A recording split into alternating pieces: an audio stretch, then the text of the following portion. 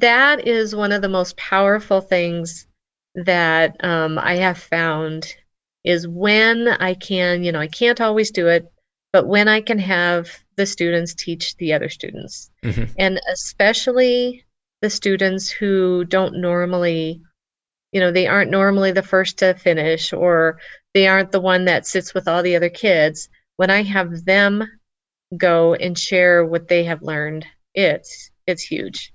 Right. Yeah, I highly recommend that other people try that. Yes. One of the things that I encouraged, I had on the board these 4 steps.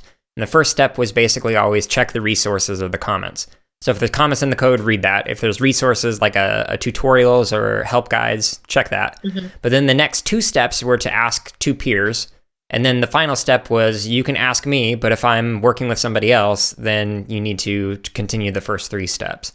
And odds are what would happen is they'd ask me a question and be like, oh, you know what? Susie is really good at that. How about you go and speak with Susie about how to do X, Y, and Z? Yeah. And that is one thing that I do struggle with is how to best use students as a resource.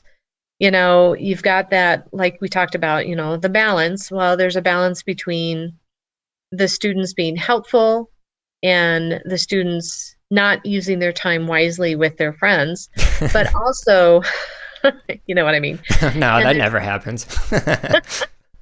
but there's also the balance. I don't know how many times I say, that's not helping them, that's doing it for them. Hmm. And so I have to really kind of monitor that some of the students who, just know, they can just do it, Hmm. that those students don't go over to help. And I see them kind of move the other student out of the way and they're on their computer typing. I'm like, Yeah. no. So it's kind of a complex thing to use students as teachers. Yeah.